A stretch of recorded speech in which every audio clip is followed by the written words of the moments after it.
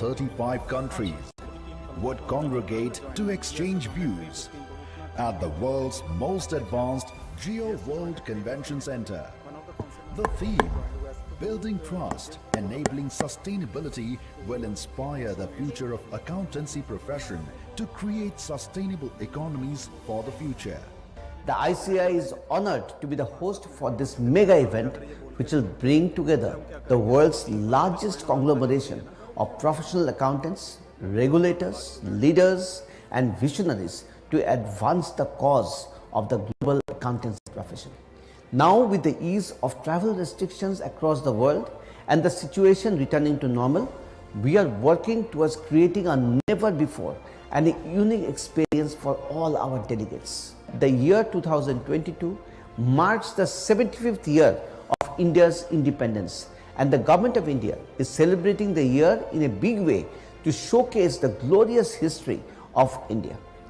World Congress of Accountants 2022 would also be celebrated as a mega event to showcase the important role that the accountancy profession has been playing in the economic and social development of the country. A never before witnessed unique experience of learning future trends, emerging avenues, enhancing skill sets, networking, and to explore the incredible India awaits you. We at ICAI are pleased to host you here in Mumbai, the financial capital of India, for the 21st World Congress of Accountants with the theme Building Trust, Enabling Sustainability from November 18 to 21, 2022, and give you a professionally enriching and personally rejuvenating experience. We are hopeful that the conference shall be stimulating and productive, and your stay in India will be a memorable experience. Once again, we invite you for this enthralling convergence in India, the land of multicultural, historical, and spiritual inheritance since centuries. Insights from the stalwarts of the profession, international and national standard setters, regulators, and trendsetters will constitute the panel of speakers at WCOA 2022. Let your dream get bigger. Come, be a part of this mega celebration. For registration and sponsorship opportunities, contact. Organized by Institute of Chartered Accountants of India under the aegis of IFAC.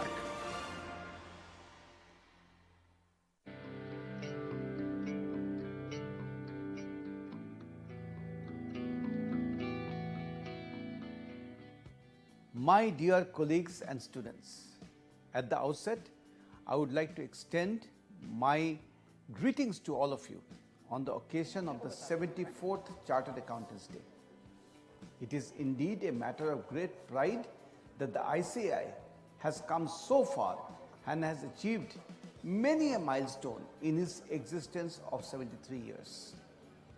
The Institute's logo is Garuda the Eagle, and the profession takes pride in flying beyond barriers in pursuit of excellence, independence, and integrity. The reason for choice of Garuda, the eagle, which was suggested by Sri Aurobindo to ICAI in 1949, in the ICAI emblem, lies in a strong symbolic resemblance in qualities of a Garuda and a chartered accountant. That is, being fearless, decisive, strong, innovative, and ability to face challenges. As a partner in nation building, it is very important that we contribute to the growth of the nation and enjoy its trust. In a changing and challenging scenario, our adaptability to change will certainly be tested. But over the long period of our existence, we have exhibited our ability to change with the changing times. Since its formation on 1st of July 1949, the Institute has grown many folds. Today, it is the second largest accounting body in the world, having 5 regional councils and 166 branches in India. It has 44 overseas chapters and 33 representative offices. We are present in 77 cities and 48 countries of the world. Our success is not only because of our size, but because of the respect we command. With an aim to develop the next generation of professionals, ICI has undertaken revision of the Chartered Accountancy course to make it more aligned to the technological changes, international developments, and national education policy. You must be aware that the Ministry of Corporate Affairs has accorded its in-principle approval to the proposed scheme of education and training, and it has been web-hosted for public comments. The last date of receipt of comments is 1st July 2022. Your feedback is of immense importance. The preparedness of the World Congress of Accountants 2022 is in full swing, and ICI is geared up to make this a mega, memorable, and an outstanding event. I urge the membership to promote the World Congress of Accountants and also attend the Congress in large numbers and grab this once-in-a-lifetime opportunity to attend this Olympics of Accountants being held in our country for the first time in more than 100 years history of the Congress. As we come together in jubilation to celebrate the 74th Chartered Accountants Day, we celebrate the spirit of integrity, independence, and excellence, which are the foundation of our identity. This is the occasion to celebrate our glorious journey as trustees of public interest and catalyzing economic development of the country as a partner in nation building. CA Day is a proud moment to celebrate our collective achievements. This commitment to professionalism, trust, and ethical values shall continue as in the past. Our thoughts, ideals, and action will determine our future. Wishing all of you a very happy 74th Chartered Accountants Day. My dear colleagues, first and foremost, I would like to wish all the members and students of ICI a very happy Chartered Accountants Day. CA, these two alphabets of trust, hold immense power and prestige and signify the years of hard work put in to achieve success in one of the most difficult examinations in our country. The Chartered Accountants Day reminds me of the illustrious journey of our profession. This year, we are celebrating the 74th Chartered Accountants Day. I pay my regards and remembrance to the great visionaries and leaders of our profession who have led this chartered accountancy profession. It is due to their efforts and contribution that our profession today is highly recognized and respected, not just in India, but throughout the world. The accountancy profession has been a driver of economic growth of our country. The relationship between a member and the institute is a unique one, and both draw synergy from each other. It is only with the active contribution of our membership that the institute has been able to position itself as a true partner in nation building. With India poised to emerge as a global economic power, I am sure that our fellow brethren will rise to the occasion and bring further glory to our profession.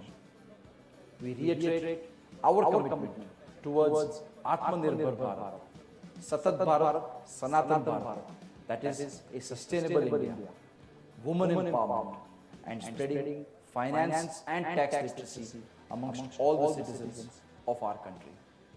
Come 1st of July, and we would see our rededication to pledging to reinforce the values of excellence, independence, and integrity, the virtues which we aim to imbibe in our professional work, conduct, and our lifestyle.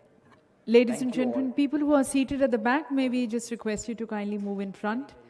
पहली 3 rows को छोड़कर, those are reserved. You are requested to take your seats. And may I also request you to please have your mobile phones on the silent mode or on the meeting mode. We are just about to begin with our sessions. Requesting people who are joining us kindly be seated as soon as possible. Being an indigenous portal, CA Connect comes under an inbuilt obligation to comply with ethical standards and the norms of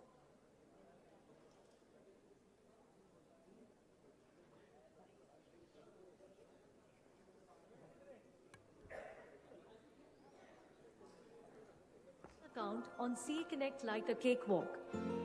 Just by mentioning FRN number with other simple details and after successful verification, a pre-filled form shall appear as per SSP data. Some optional fields like services provided, location, etc. will appear. After filling them, click on agree and then submit. So namaskar to everyone present here. Wishing you all a very pleasant afternoon and at the very onset, wishing you all a very happy 74th Chartered Accountants Day. This is our day to celebrate, this is our day to take the dedication and commitment towards our values, towards our ethos, towards our philosophy and build a better India, as what our Vice President and the President was saying. We all have to collectively work together towards shaping this new India. So thank you to all of you for joining us on this very important day. And ladies and gentlemen, as we begin the proceedings of the day, let me at the very onset also mention about how the entire day has been structured. So we have 2 important sessions before we finally celebrate it with our chief guest as our chief guest and our president and vice president and the other dignitaries join us in the special session which is scheduled from 5 to 6. And as we celebrate, ladies and gentlemen, someone has very rightly said that let your celebrations be such that you're able to pave way for further celebrations. So it is very important that as we rejoice in our past, in our achievements, in our whatever work which we have been able to do, it is necessary that we work further towards paving a better future for ourselves. So let our learning continue. These 2 important sessions which we have right now, wherein we have our esteemed speakers who are going to be speaking to us on 2 very important topics as they address us, the way forward for GST in India. And as you know that today we are also celebrating the GST Day. Our Honorable Prime Minister addressed us in the morning on the occasion of the GST Day. And the second topic we have is taxation of charitable trust. So these are 2 topics, 2 sessions which we are going to be taking on these 2 topics. So as we begin, may I first request and invite here on the dais CA Dr. Rajkumar S. Adukia, Chairman CPE Committee, to kindly brief us about CPE and also the 2 topics which we are going to be taking our discussions on with our esteemed speakers.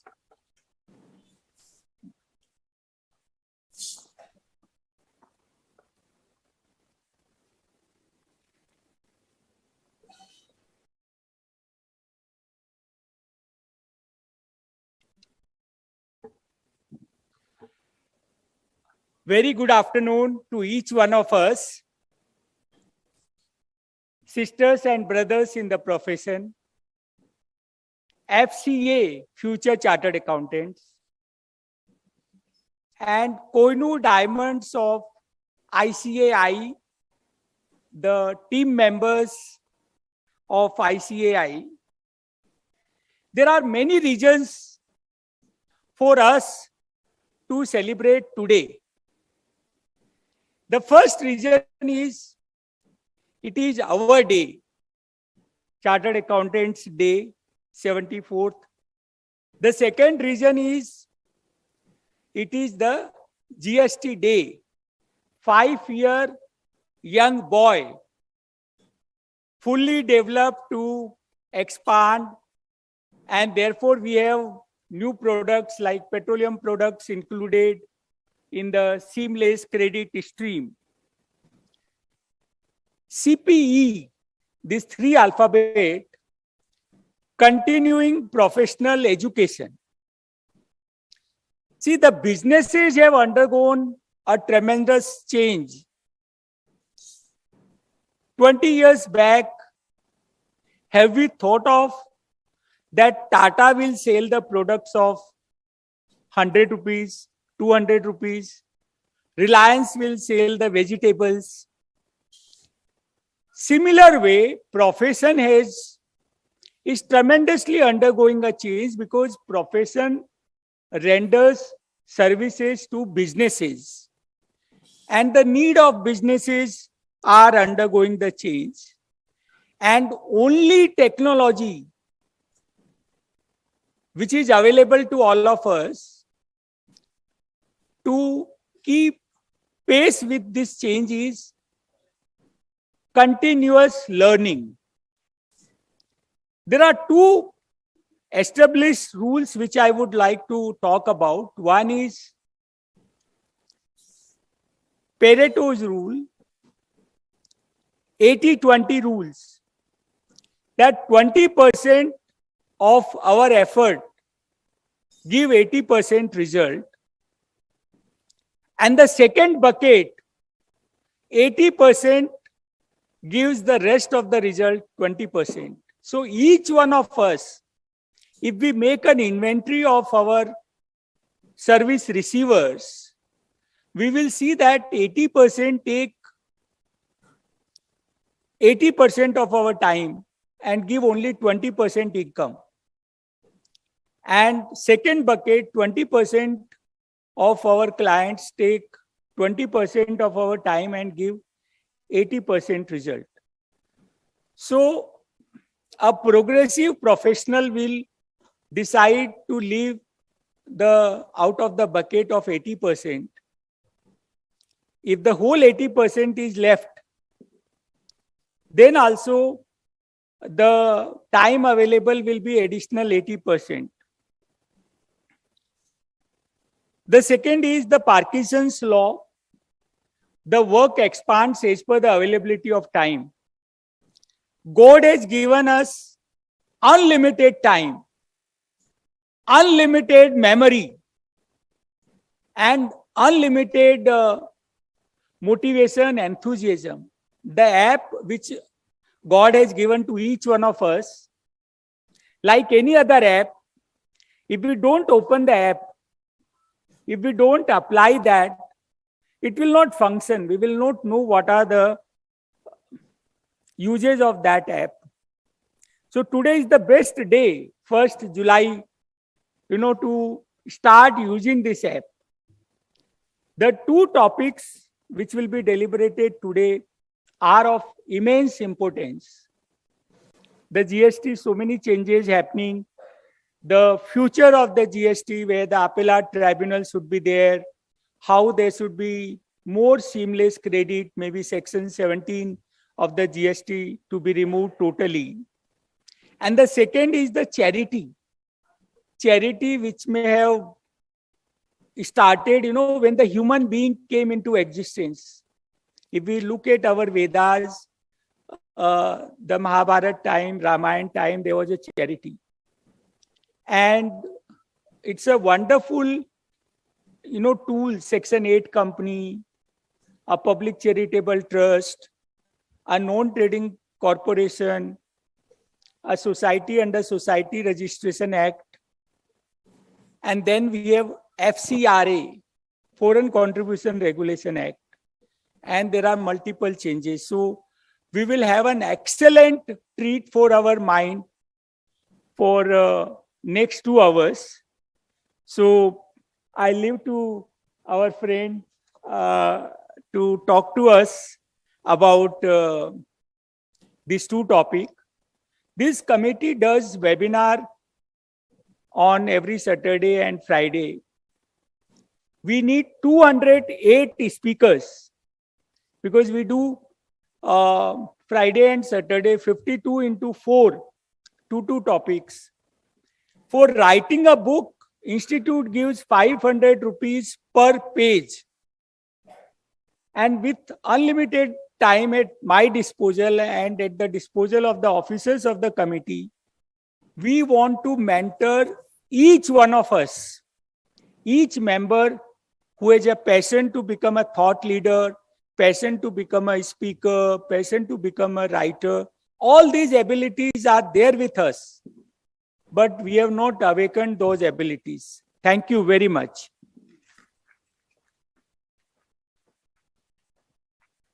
Thank you, sir. Thank you for briefing us on the CPE committee and also your thoughts on both the topics and further setting the tone and the context for both these sessions. So with that, ladies and gentlemen, we begin with our first session. This is, we have all our speakers joining us virtually. So very hearty welcome to each one of them. We have our distinguished guest speaker, Shri N. Venkataraman, the Additional Solicitor General of India. Thank you so very much, sir, for taking our time and being a part of this very important session. And we look forward to your views today. We have CA Rajendra Kumar P, Chairman, GST and Indirect Taxes Committee of ICI, and CA Umesh Sharma, Vice Chairman of GST and Indirect Taxes Committee, ICI. So as we open the doors to this session with our discussions and deliberations, may I first request CA Umesh Sharma ji for his opening remarks for the session. Yes, thank you, ma'am. Happy CA Day to all my professional brothers and sisters. Under the aegis of ICI, Honorable President Devashish Mitra sir and Vice President Aniket Talati sir, we are organizing this CA Day celebration. My Chairman of Indirect Tax Committee, Rajendra Kumar sir, and the Speaker, Venkataraman sir. Heartily welcome to this session. Sir, GST has taken 5 years and we, ICI as a whole, from our branches, from our regions and from our council members, we have done so many things in GST. I just want to present you statistics. In 5 years, what we have done. Sir, we have organized 9,071 GST programs in 5 years, which was attended by 10,21,576 plus participants till the date, sir. Then we have conducted 150 plus certificate courses of GST, where the participants were 12,136 plus. And sir, we have published 50 plus GST back material, and we, ICI are proud. ICI is proud to publish first background material on training of GST in the first month of July 2017 itself, sir. And at last, sir, our institute website, GST committee website, has been visited by 56 lakhs plus viewers till the date. So we are really working hard and we are partner in nation building in this GST journey. With these words, I hand over the mic to the... Thank you, sir. Thank you for your opening remarks. And now, ladies and gentlemen, I invite our expert guest speaker, Shri N. Venkataramanji, the Additional Solicitor General of India, for his address. Am I visible and audible? Yes, sir, you're visible, sir. Namaste, my dear colleagues. It's any day to be part of the CA Institute in any program is always an immense pleasure. I've said this as the opening sentence in all my talks with CA Institute. Value your credibility, value your intellectual prowess. And now I'm stunned at the statistics. Really, really stunned. 56 lakh people visiting your site.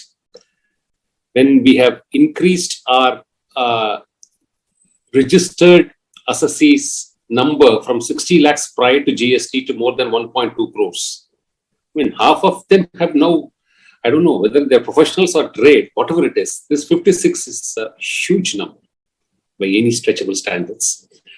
It's delighted. It's a delight to know that so many people are seeing your site.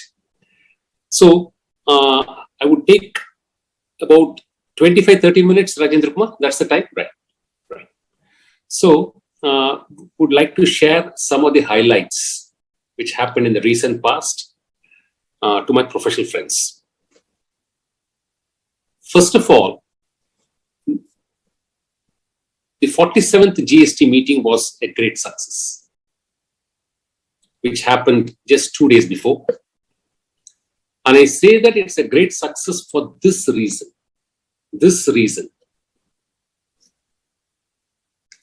When Supreme Court delivered its judgment in Mohit Minerals, spate of articles, write-ups, seminars, talks happened all over the country, recommending that now states are free to do whatever they want to do, even though that was not the genesis of the judgment of the Supreme Court.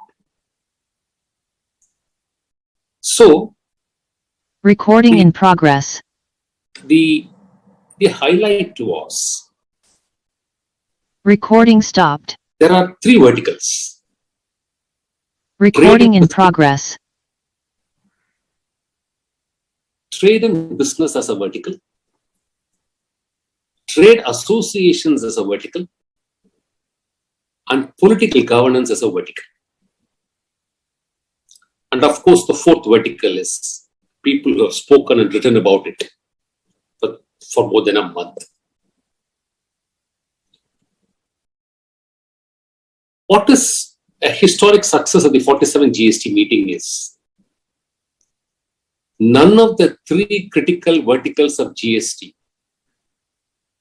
namely the trade and business, nor the trade bodies, nor the political governance of India, irrespective of the parties to which they belong, fell in line with the anticipated articles, talks, and statements made for more than a month. Defying the assumptions. This shows, if somebody can say, what have we achieved in 5 years of GST life? This is an important climax. And our political governance and the maturity of our political governance across state and the union needs a mention, needs an accolade, and we need to thank them for acting in the most responsible and mature way, defying all expectations. This shows what? This shows country and its states, the paramount consideration in a taxation law is ultimately the benefit of the trade. This is the shift we have made and shown to the world in the last 5 years. It's no longer simply collecting taxes. It's no longer chasing bank accounts.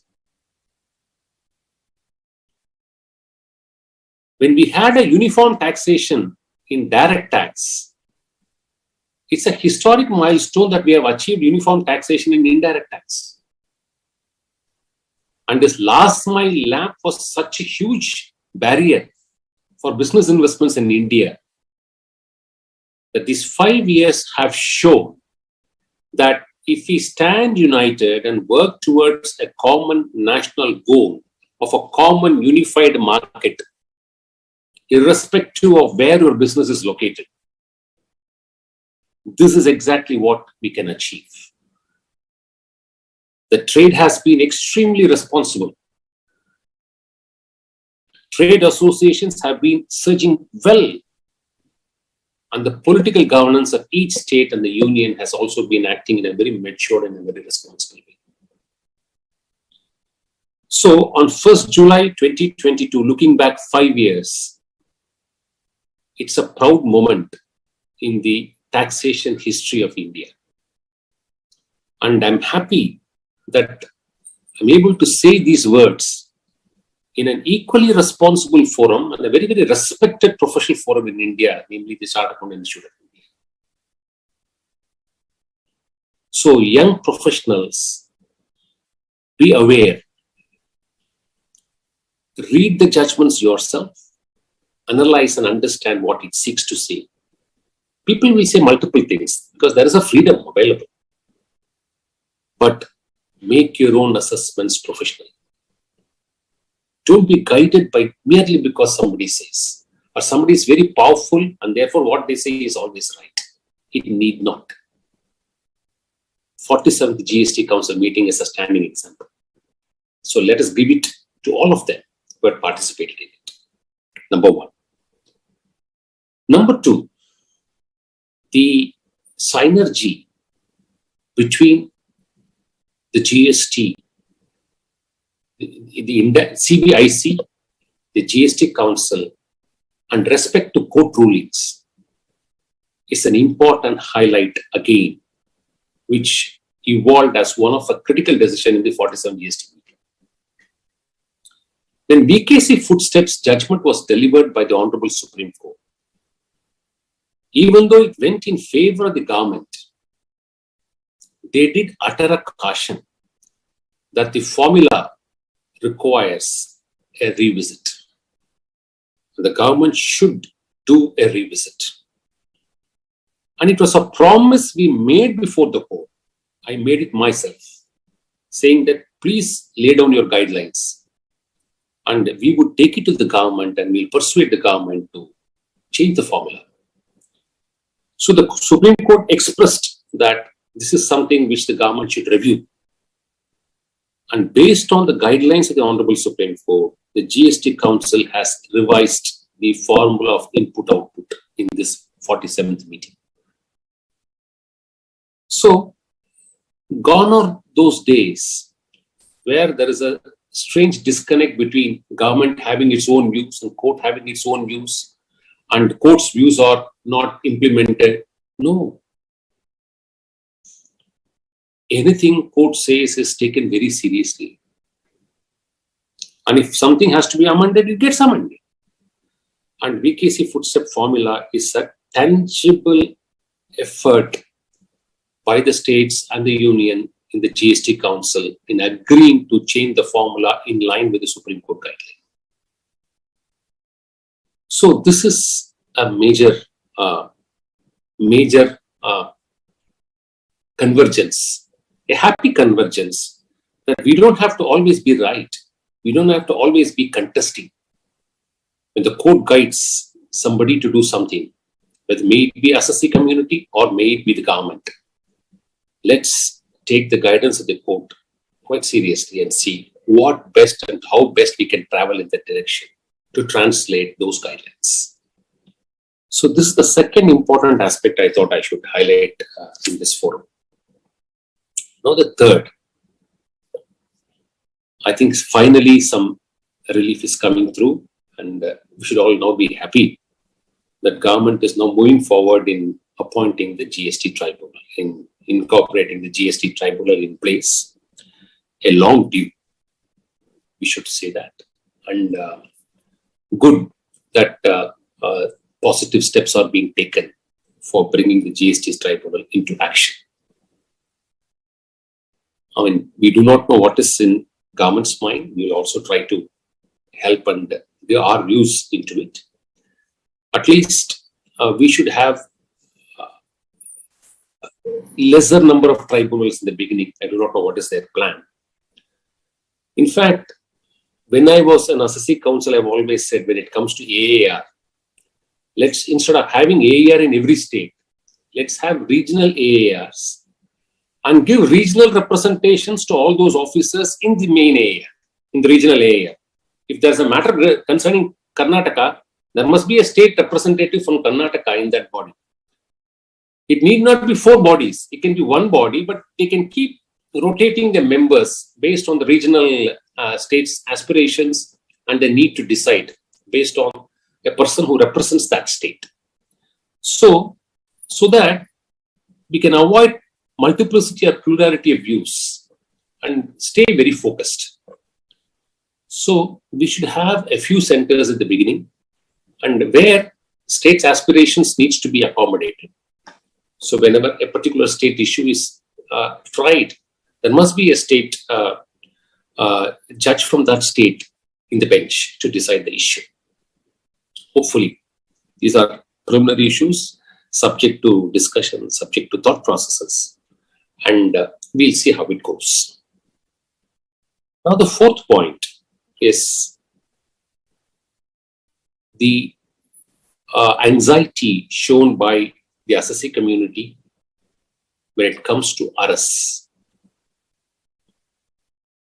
Now, there are two clear views, strong views on this subject. I thought my professional friends should certainly bear this in mind when you take a call. The two strong views are fake invoices is a menace.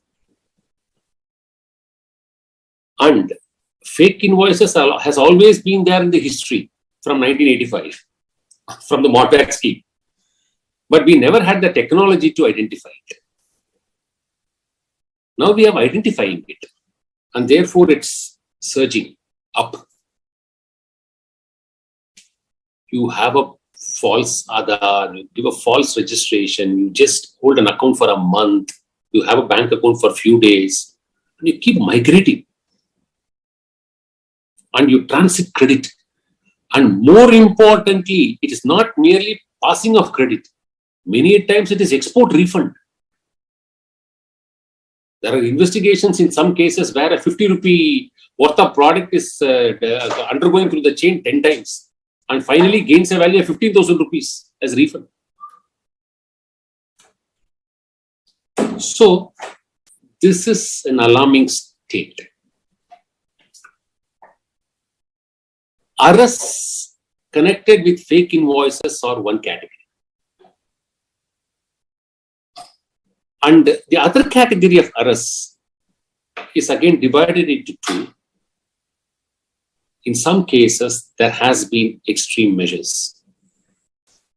And courts have rightly interfered in all those cases and said, what you are doing is wrong.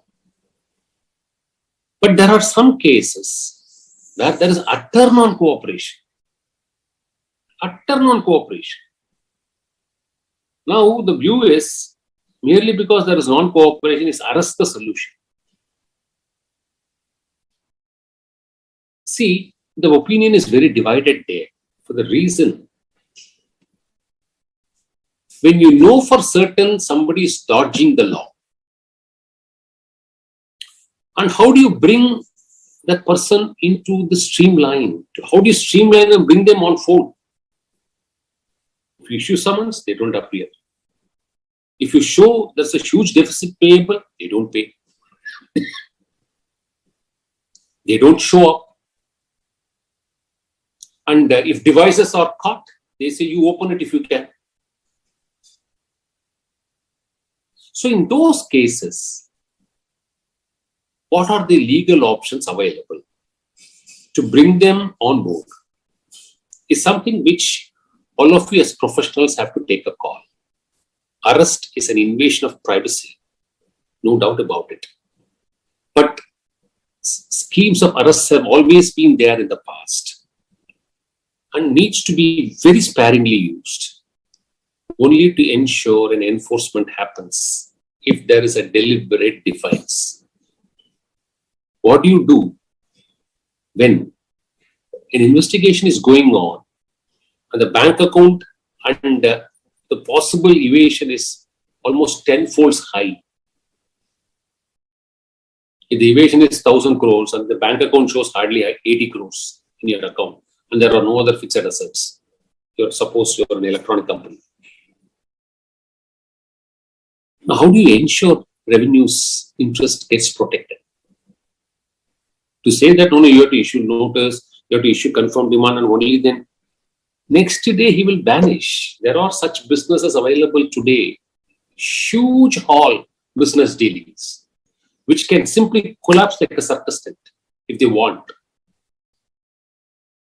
because of technology. We're dealing with such cases. Whatever is being spoken is spoken out of practical examples. Nothing is theoretical. So, these are the types of issues which we do confront. So any excesses certainly needs interferences. But what is otherwise the optional remedy? Nobody is able to suggest a solution, provided what is due gets paid.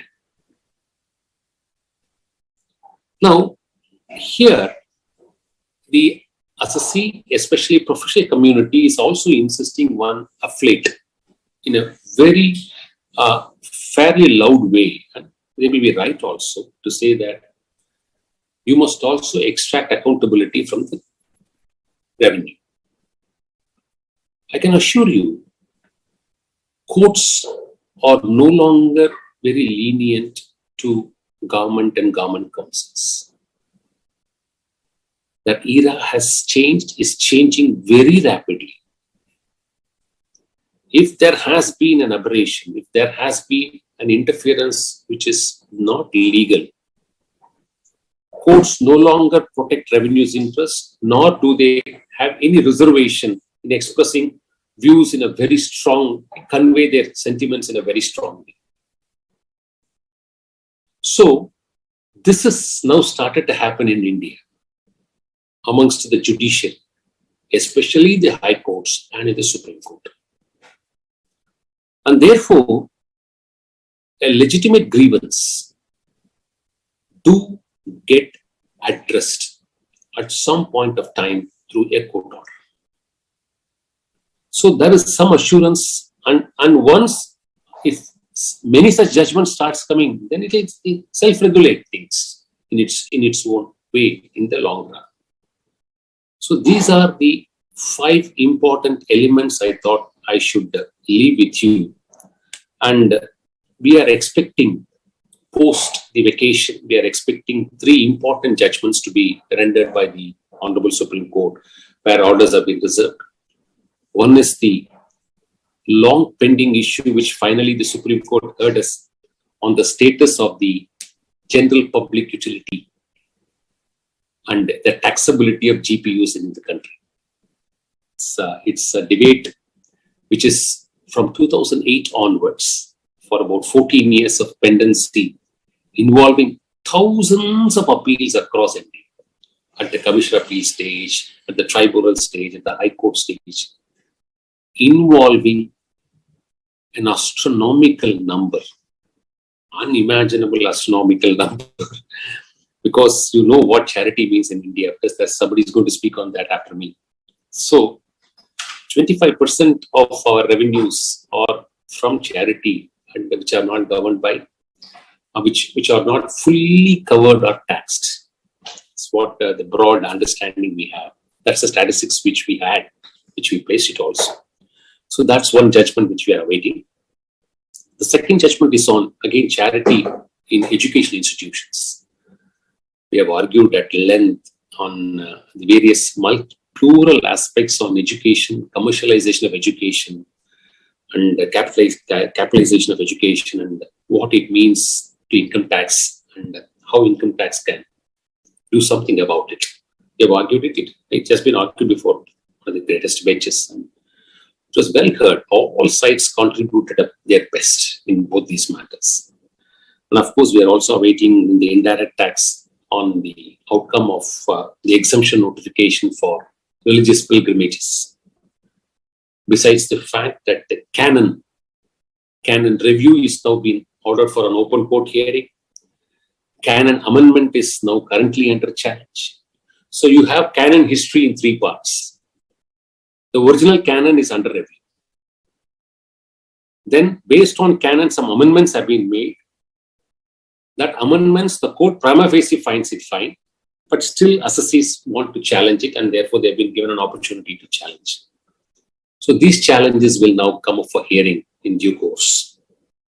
Again, 153A batch is one important batch which is pending in the Supreme Court.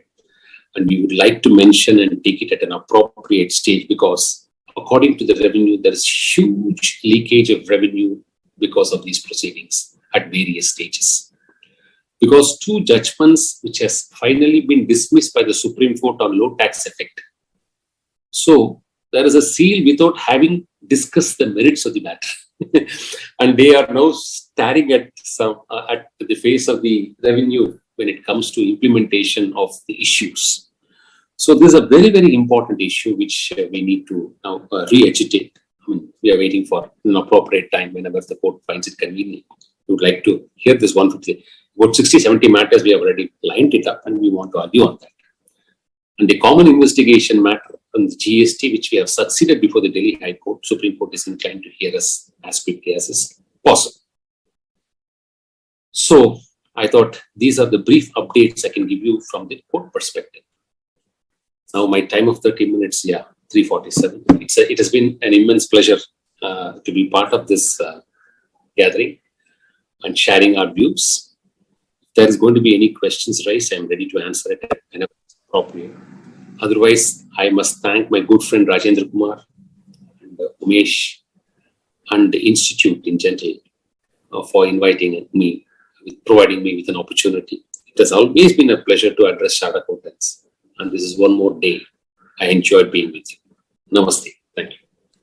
Thank you so very much, sir. It's been our pleasure listening to you. Thank you for your enlightening and guiding views on GST and the 5 elements which we should take cognizance of. And as we express further our thanks to you, I would like to now request CA Rajendra Kumar P, the Chairman GST and Indirect Taxes Committee, for his concluding remarks and also to propose a formal vote of thanks for the session. Thank you very much. Am I audible very clearly? Loud and clear, sir. Wonderful. Thank you so much. I may not possess the intellectual genius nor the vocabulary excellence of Venkatraman sir, but I must submit that I am his student always, and I will strive to reach that level of excellence in my professional career at least once, sir. Having picked up these 5 points which you just addressed, and the first point, the political maturity which was displayed in this 47th GST Council meeting, very beautifully you put it. And sir, when we see the statistics of the GST collection which was up to yesterday and which is reported today, we find that about 1.44 lakh crores is the revenue that has been collected in the month of June.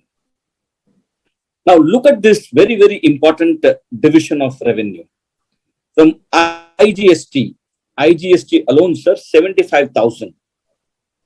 SGST, 32,000. And CGST is 25,000. Now, IGST is a revenue which flows from one state to another state. And it is the highest revenue collection, I mean, in all these 3 GST that we have today. So which signifies that India is a union of states, and the interdependency of one state on the another is enormous. And this political maturity, which you addressed very beautifully, sir, is what is evident in the GST collections which the government has come out with this morning. GST tribunal, the whole nation is waiting in awe. But sir, as chartered accountants, let me tell you, we have been continuously interacting with the government on various matters relating to policy, the implementation, and so on. Our representations on policy matters on a continuous basis have resulted in significant amendments, especially in definitions. We have done a study on the concept of aggregate turnover and presented it, and will be presenting it to the government in a day or 2. Similarly, on the input tax credit, in fact, there cannot be something called as a seamless tax credit. ITC is something which the government has it to itself, and then it certainly distributes it or places restrictions as and when the fluctuation happens.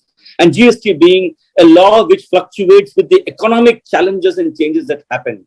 A dynamic tax law, I must say, a flexible tax law, I must say, ITC will also follow the very foundation of that. Sir, in the tribunal aspect that you mentioned, we have always been telling the government that GST is also a law which is somewhere very, very close to the heart of chartered accountants, and chartered accountants have been significant contributors, sir, in ensuring the implementation and so on and so forth. We have time and again requested the government to amend the legislation and to ensure that chartered accountants also qualify to become the members of the GST tribunal. Sir, you hold a very high position. The words which you speak, the government values.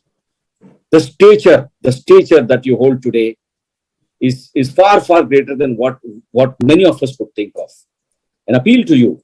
In fact, I can see three of my council colleagues, one former council colleague, Jain sitting there, Rajkumar ji Adukia, the current council member, Raj Chawla ji, the current council member, are seated there in the audience. And I'm making this fervent appeal to you also, that as and when time comes, as and when government thinks over, we would come back to you and fall on you for this support also. And I'm confident that knowing us very well, you would certainly favorably speak as and when it matters, sir. With so many chartered accountants seated there physically in New Delhi City Fort Auditorium, we have about 1,000 people there, and thousands of other chartered accountants who are watching us online through this platform. It has been a wonderful evening listening to the pearls of wisdom from you in a broad manner, in a macro view that you have taken about this particular legislation and where we are going to go. This was a question which was asked by many. And the 47th GST Council meeting coming up with numerous changes, whether it is on the rate changes, on withdrawal of exemptions, or on procedural matters, be that as it may, has once again told the world that this federal nation is ready for embracing any concept that is worth embracing. Sir, and through this medium, to all the audience that is seated before us, I would like to inform that on the July 3rd, Sunday, the GST committee is holding a webinar on apprising the membership on the numerous changes that has been made to the 47th GST Council. Of course, those are recommendations, and unless followed by a notification, these are mere recommendations. But then we will be going through the recommendations clause by clause, and we would certainly ensure that whatever that we could share will come back to you. Recognizing the presence of our leaders there, the president, the vice president, and other council colleagues, and also the secretary of the Institute of Chartered Accountants of India seated there in the audience. It is my proud privilege, sir, to thank you from the bottom of my heart for bearing with us, for the change of time, and also at a very, very important phase of your life, the wedding of your dear son, the reception, and the so many issues that happened relating to health, etc. You have been very, very kind, gracious enough to come to us on this particular platform and podium. Sincere thanks to you, sir. Sincere thanks to you. Thank you, Umesh ji, and thank you all for your patient listening and giving us company. Thank you very much. Thank you once again, ladies and gentlemen. Let's once again put our hands together, thanking all our three esteemed speakers, especially our guest speaker, Shri N. Venkataramanji, for widening our knowledge perspective and giving us a greater clarity of thought and action on GST. Thanking once again CA Rajendra Kumarji, thanking CA Umesh Sharmaji. Thank you. So with that, ladies and gentlemen, we move into our next session, the topic taxation of charitable trust. And I would like to invite our esteemed Vice Chairman, Direct Taxes Committee, CA Dr. Raj Chawla, to please join us here on the dais. CA Sanjay Kumar Agarwal, the Chairman, Committee on Direct Taxes.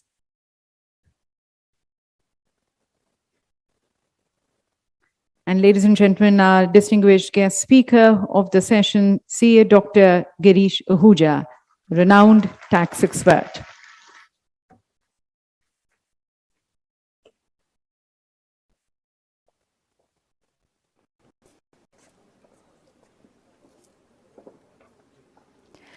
And ladies and gentlemen, as we begin this session in the very spirit of Atithi Devo Bhava, we would like to welcome our esteemed guest speaker here on the dais by presenting plant and further felicitating and extending our regards by presenting the shawl and a memento.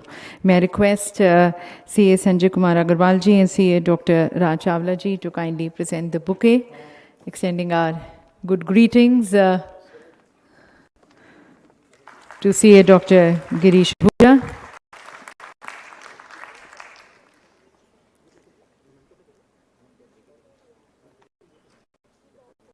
Special memento, expressing our gratitude and appreciation, and our deep regards by presenting this shawl.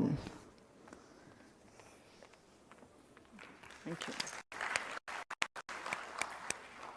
Thank you. And as we open this session for the opening remarks, may I request CA Dr. Raj Chawla.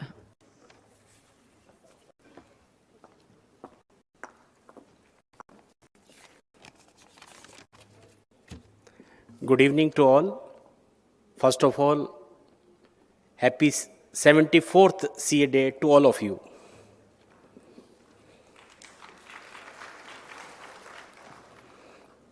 My dear fellow colleagues, today we are celebrating 74th Chartered Accountant Day, Pan India, and I congratulate all of you for being the part of this special occasion, which is also graced by the chief guest of the day, Shri Girish Chandra Marmuji, Honorable C&AG, is about to come, and guest of honor Shri Rajesh Vermaji, IAS Secretary, Ministry of Corporate Affairs, he is also about to come, and other dignitaries.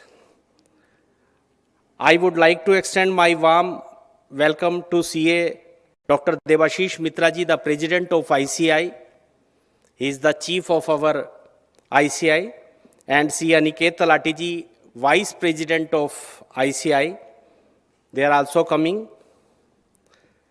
July 1st, the Chartered Accountants Day, is an occasion to celebrate stupendous growth of ICI and also to reaffirm our commitment to serve the nation. The Institute stands tall amidst the leading accounting body in the world because of the noble contribution of our esteemed colleagues for building a promising future ahead. Today, we have the privilege to have expert knowledge and guidance on very relevant topic, taxation of charitable trust, by renowned tax expert CA Dr. Girish Ahuja ji, our Guruon ke Guru. Dr. Girish Ahuja ji has been selflessly contributing and guiding us in various different matters related to ICI with his wide expertise and experience, and I thank him for sparing his valuable time to enlighten us on this topic. Charitable organization enjoys exemptions from the tax net as they play a vital role in enriching our cultural heritage and catering to the educational, medical, social, economic, and religious need of the people. Significant amendments were proposed in the previous budget, and now the Finance Act 2022 has made further amendment to rationalize the provisions related to the charitable organizations to bring uniformity, clarity on taxation in the specified circumstances and ensure their effective monitoring and implementation. Presently, charitable institutions can claim exemptions in respect of their income under Section 1023C and Section 12AA, 12AB of the Income Tax Act 1961. The Finance Act 2022 has made amendments under both regimes.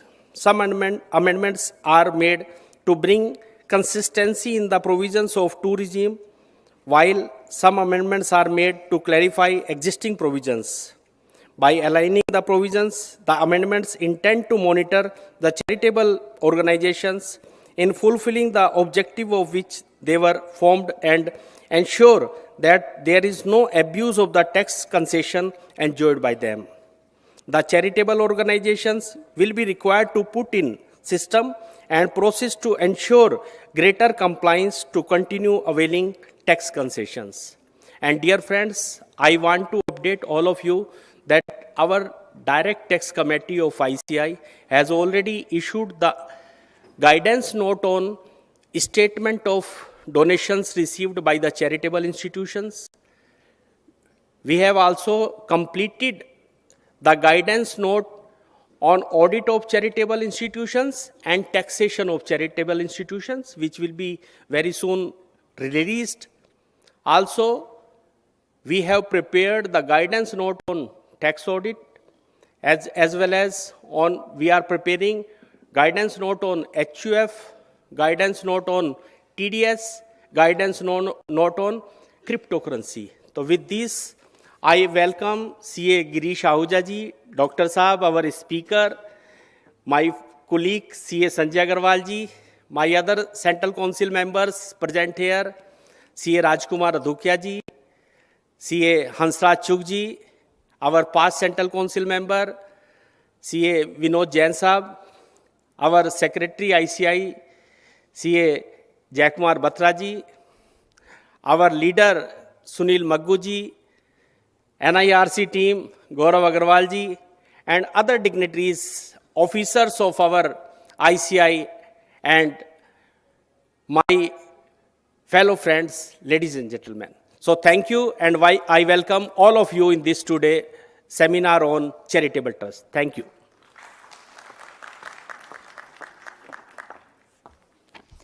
Thank you, sir. Now inviting our esteemed guest speaker, CA Dr. Girish Ahuja, on his views on taxation of charitable trust.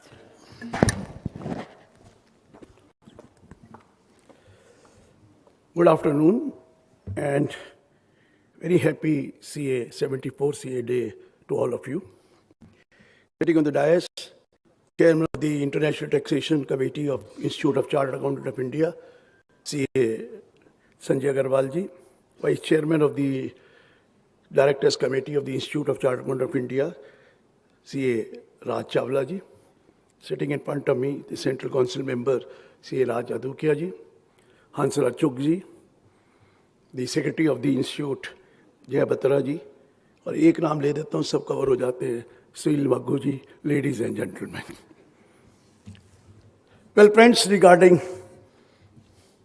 changes which have taken place in section 1023C, 11, 12 and 13. Let me tell you, prior to these changes, there were so many problems which we were facing in section 10 clause 23C.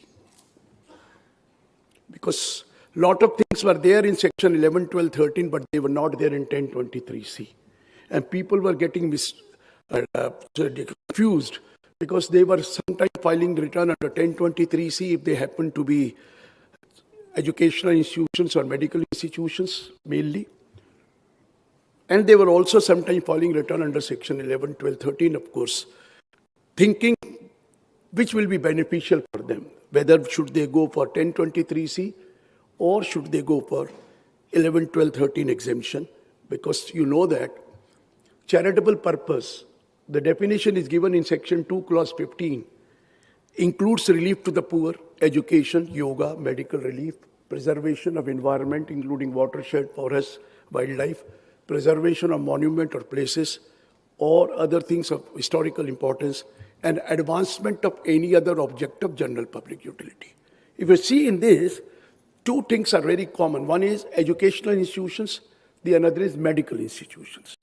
And when you go to section 1023C, it is mainly dealing with educational institutions and medical institutions, beside, of course, certain notified charitable trust or notified religious trust.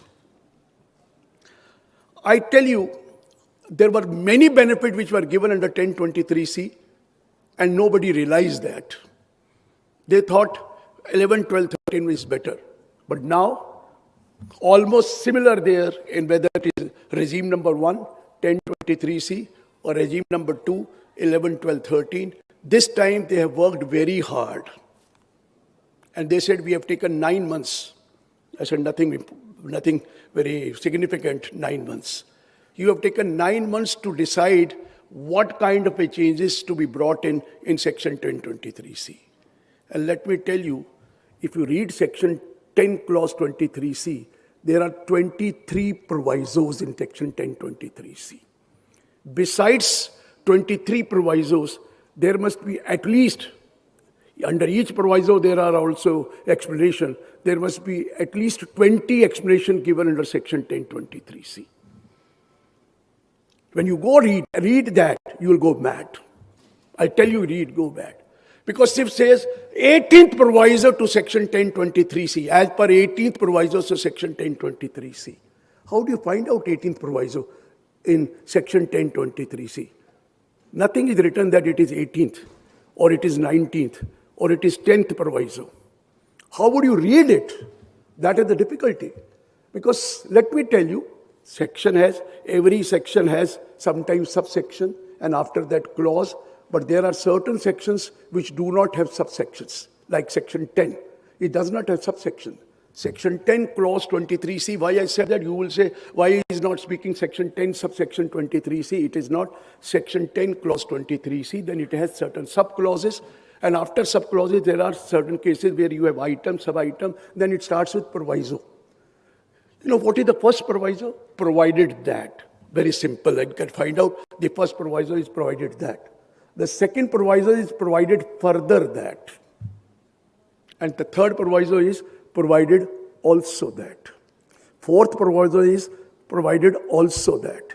Fifth proviso is provided also that. 15th proviso is provided also that. 18th proviso is provided also that. It is like that. I thank Sanjay Agarwal. I thank Raj Chawla. I also thank Hansraj Chokji. I also thank this. I also keep on adding also. And there are so many provisos. So if you have to look proviso number 14th in the section 1023C, you will have to put number. That is 1. Further is 2. And thereafter also, keep on getting also, you will have to put number 3rd, also, 4th, also, 5th. Put your number and then you will be able to find out what is 14th proviso. And if you miss by chance 1 also, you are gone. You might have shifted to 15th proviso, or you might have left with 13th proviso, you never know. So what I am trying to explain, now you will not have to bother much. If you read section 11, 12, 13, it is almost similar to section 1023C. In section 1123, there are subsections, clauses, etc. In 1023, there are only provisos. But they are almost similar, besides, of course, certain changes, which I tell you, very important, of course. Coming back now. We have section 10, clause 23C. I want to explain this before I take up 11, 12, with section 1023C. We have section 10, clause 23, subclause 3IAB. 3I is Roman, subclause 3IAC, subclause 3IAD, subclause 3IAE, subclause IV, subclause YV, subclause VI, subclause VIA. This is what is section 1023C, subclauses which I am talking about. I am not talking about subclauses before 3IAB. You know what is subclause 3IAB? I just want to tell you that after few minutes, after I talk about subclauses, then I will consider only few subclauses which are common to 11, 12, 13. The other subclauses will be just finished in 2-3 minutes time. One call is section 10, clause 23C, subclause 3IB, income of a university or educational institution not for making any profit, but for imparting education, shall be fully exempt if it is wholly or substantially financed by the government. Please note the word, educational institution, university, wholly or substantially financed by the government. And the 3IAC is income of a hospital or medical institution for the reception or treatment of certain diseases which are for philanthropic purposes and which are wholly or substantially financed by the government. Now, wholly or substantially financed by the government means if you have more than 50% grant from the government, or 100, so everybody knows wholly financed, then it is covered under section 1023C, 3IAB, 3IAC. No condition attached to that. Your income is totally exempt. Whether it is corpus or it is non-corpus, doesn't make any difference. Your income is totally exempt. You don't have to bother about 85% or 15%. You don't have to bother about audit also. Audit required under trust is a different thing, not under income tax. No audit is also required. But there is only one condition which is very important, that these institutions will have to file return of income on or before the due date. Besides that, there is absolutely nothing. You can get full exemption provided you are wholly or substantially financed by the government. Earlier, they were not supposed to file a return of income also, but now it is mandatory to file a return of income. Wait, what I'm trying to say, they are not supposed to do any audit or any report under 10B or anything. But what is necessary is return of income.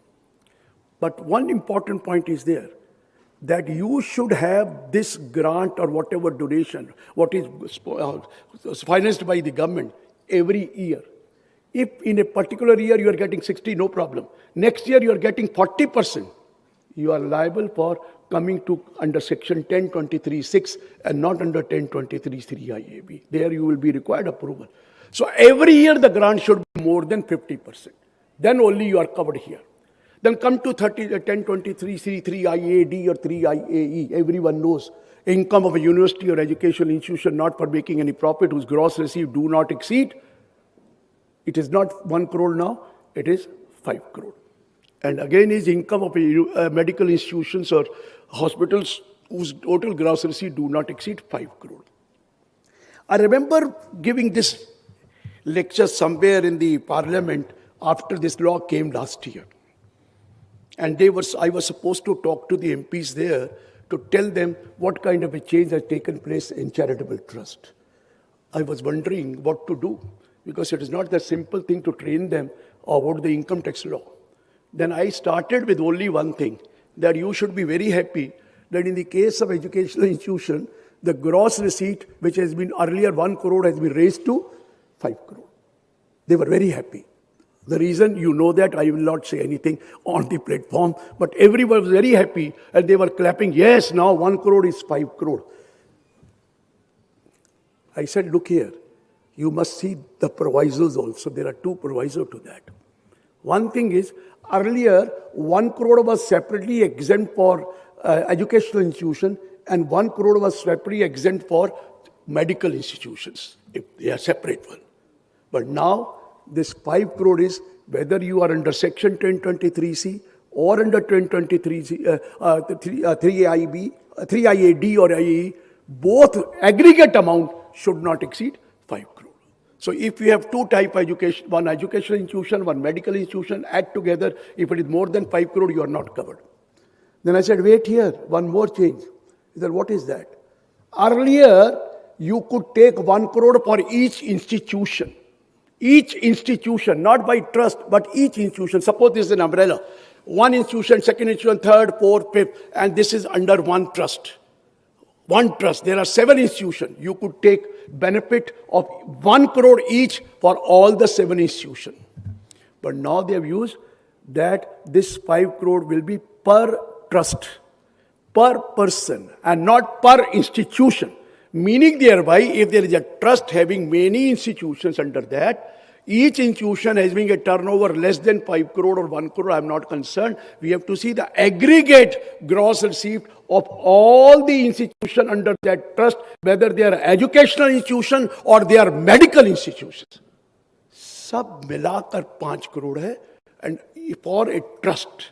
It is not for a separate institution. For a trust, total gross receipt should not exceed 5 crore. This is what I wanted to tell you. Now I am coming to the other point. Coming to now section 1023C IV or V. IV are certain notified charitable institutions which have been declared by the government, and there are 1023C V is certain religious institution again approved by the government for certain purposes, I tell you. Now coming to section 1023C VI, VIA.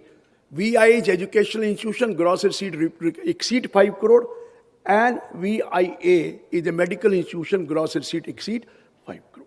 Now I'm coming to a level playing field. There is absolutely no difference between 1023C, 4, 5, 6, 6A and section 11, 12, 13. The provisions have been aligned. In all respect, provisions have been aligned. Earlier, let me tell you, there was, if in the case of 1023C, if we wanted to accumulate more than 15%, More than 15%. You know, 85% exempt, more than 15% for section 10, 13, 11, 12, 13. There was 11, 2 that you have to file a form number 10, and that has to be filed before the due date of return. Under 1023C, earlier, there was no need to file any form.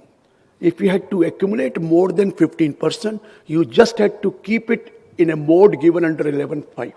There was no requirement to file Form 10. Although people were filing, even the department was asking where is Form 10. But there was no requirement, absolutely nothing. You just had to accumulate more than 15%, do it, keep it in 11.5, the matter is over. And there was no need of a 5 years also there. The 5-year period was there maximum in the case of 11, 12, 13. It was not there in the case of 1030C. People were not aware of that. People were not aware of that this is the... And in the case of 1023C, earlier you filed a return of income late, after the due date given under 139(4)(a). Even then, the exemption was allowed. Whereas under 11, 12, 13, if you do not file the return of income on or before the due date given under 139(4)(a), you were not getting exemption at all. But earlier, 1023C was giving you that exemption even if you file your return of income after the due date mentioned, of course mentioned under 139(1), but you file a return under 139(4)(c). In case of 1023C, you file your return of income under 139(4)(a) in case of 11, 12, and 13. But earlier the system was this. But now let me tell you, level playing field. If you are under 1023C, if you want to accumulate more than 15% because you cannot spend 85% and you want exemption, then in that case, you will have to file Form 10 and you will have to file that Form 10 before the due date of furnishing the return of income, which was not there earlier in 1023C, which was there only under Section 13. Similarly, you have to get your accounts audited, but filing an audit report after late in the case of 1023C, exemption was still allowed. Under 11, 12, 13, if you file your return after the due date, you were not allowed exemption at all. Now the level playing field. You have to file Form 10B under 1023C. You have to file Form 10BB under 10BB, and then before the due date. If you don't file the due date, again the problem will arise. Now you can go for approval under 1023C, or you can go for registration under Section 11, 12, 13. Talking about 12AB, whatever is it, and section here is 1023C. You have to apply for first time registration. You all know that provisional registration for a period of 3 years. Already a registration renewal is there. Now renewal is every 5 years, whether you are under 1023C approval or you are under 11, 12, 13 registration, you will have to apply for renewal of your approval with at least 6 months prior to the date of expiry of 5 years. But what I want to say is very important. Almost similar provision, but there is one provision, beneficial provision, which is available under Section 11 and which is not available under Section 10, Clause 23C. Very important provision, let me tell you. There is Clause 2, Explanation 1 to Section 11.1. I'm repeating. Clause 2 to Section 11, Explanation to Section 11.1. And this is Explanation 1. What does it say? That there is an income which has been accounted for in the books of account, but it has not been received during the year. There is an income, and you are following mercantile system of accounting. If you are following cash system, there is no question. There is an income which has accrued, which you have taken into your profit and loss account, but it has not been actually received. You are given an option to file a Form 9A on or before the due date of furnishing the return of income, that I will apply this income in the year in which I receive it or year following that. You can give an undertaking under Form 9A that, look here, I had deposited 1 crore rupees in the FDR for a period of 3 years. The first year interest is accrued, but it has not received because I have gone for cumulative or compound interest. Interest accrued but not received, let's say 6 lakh. I have not received. How will I apply that? You can always give an undertaking under Form 9A before the due date of return that will apply this income when it is received. That is 3 years or more be 4 years or maybe 5 whatever period you have done or year after that. This is treated as deemed application. Similarly, for any other reason, you could not apply that income. Might be it has been received in the month of March, late in the month of March, I can't apply it. Any reason you have, you can give an undertaking, I will apply next year. That also is allowed under Form 9A. This is clause 2 to explanation 1. Let me tell you. This benefit is still not available under 10 clause 23C. This benefit is still not available under section 10 clause 30C.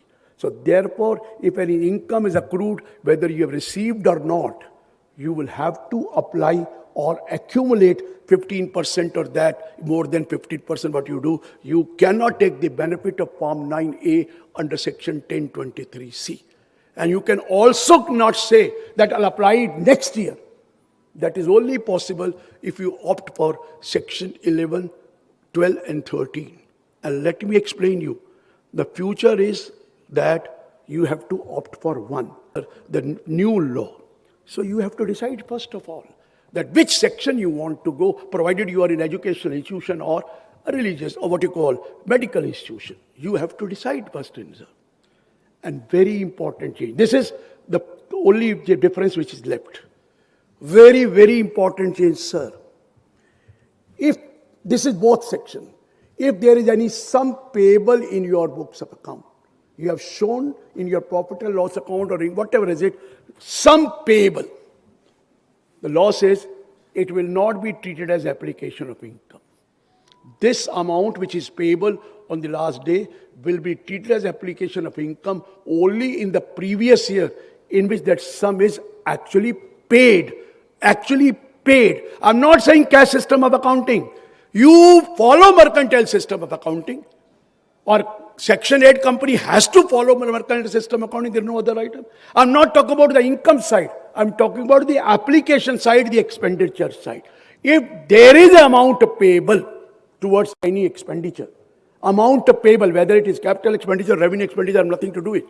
If you show it as amount payable, please note, this will not be treated as application of that year. That amount shall be treated as application of the previous year in which it is actually paid. Suppose you are following mercantile system accounting. You may follow mercantile, I am not bothered. But when you calculate the taxability of 11, 12, 13 or exemption under 11, 12, 13 or under 2023C, please see to it that amount payable will not be treated as application. Amount payable will not be treated as application. You will have to say application only which is actually paid during the year. Whatever you have made due payable, you will not get it as application. You will get it the year in which you actually paid that amount. So be careful about that. You may be following any system of accounting. I'm not concerned. What important is the payment side. Receipt side, I'm not concerned. You have mercantile system. You have to take accrual also. But the payment side, be careful. You may follow mercantile system, but you will have to keep the deduction or exemption only of the amount which is actually paid in that previous year. Any amount which is payable will not be allowed as application of that fund. Clear, sir? This is very important. I want to tell you, people are forgetting it. I'm coming to a very important point. Very, very important, very good points which they have brought. Remember, if you file your what you call audit report 10B or 10BB after the due date of furnishing the return of income, if there is a due date of furnishing a return of income, you were not allowed any application. The entire amount was taxable. Suppose you have filed return even 1 day late, they were not giving you exemption at all of all the expenditure which you have incurred. It was gross amount which was taxable. Because why did you file return of income late, even 1 day late? They are relating to it like in ATIA, ATIB, ATIC, ATID, ATIE are not allowed unless the return of income is filed on or before the due date. Here also they said we will not give you will not treat any application if the return is filed after the due date. This was one. Second was audit report. Audit report was supposed to be filed before the filing of a return of income. And if you file the audit report after that, that is 10B or 10BB, there also you are not allowed any exemption of the expenditure incurred. And third, if you remember, Section 2, Clause 15 proviso, what does it say? Provided that if the trust is carrying on a business or any commercial activity, and if the gross receipt of that business or commercial activity you are covered under advancement of any other object of general public utility. Your first point, you are covered advancement of any other object of general public utility, and your gross receipt of the commercial activity is more than 20% of the total receipt. They were say you will not get any exemption because your gross, you are a commercial activity more than 20%. Now, please try to understand what a change, and very good change, but to some extent it is helpful, not to the full extent. Suppose somehow, some reason or the other, you filed your return of income late after the due date. Everybody knows now you can't file return after 31st December. But you are supposed to file on 31st October. And if you are not able to file the return by 31st December, whatever is the period, or you filed late, or you filed your audit report late, audit reports are filed 1 month before the due date, you filed late, or you are doing commercial activity because you are covered under advancement of any other object of general public utility and you are doing commercial activity, they are going to tax your entire income. Wait, in all the 3 cases now, some relief has been given. You have not filed a return late, you filed return late or audit report late, don't worry. You will be allowed all revenue expenditure as application. But capital expenditure will not be allowed as application.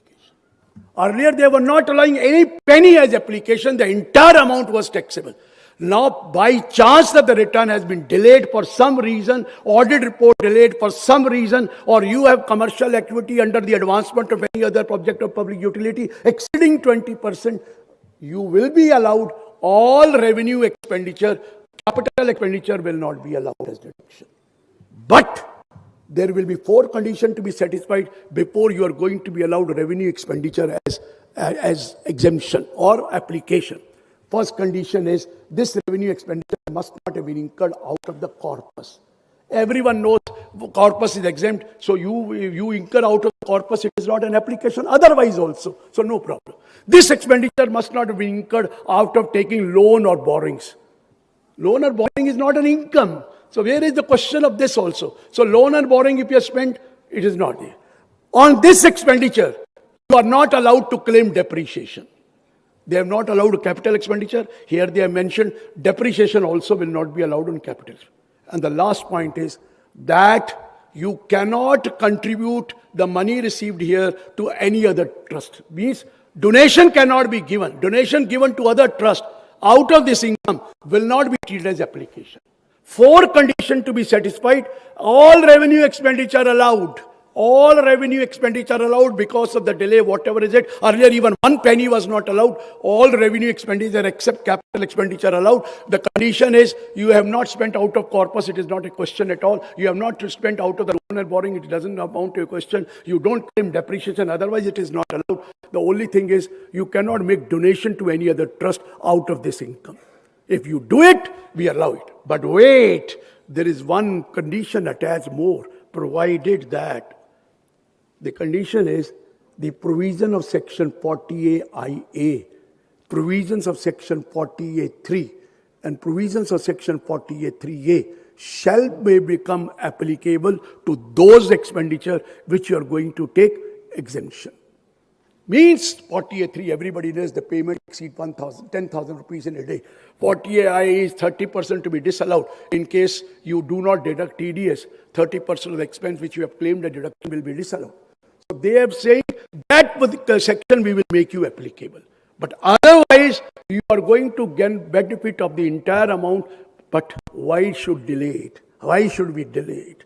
Don't keep on banking that the date will be extended. So why should we delay everything, If but by chance, some reason, some problem, you could not file return or you could not file what you call audit report in time.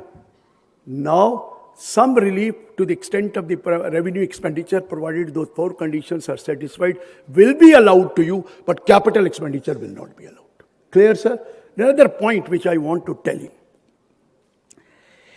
There is section 13(1)(c) and there is section 13(1)(d) also.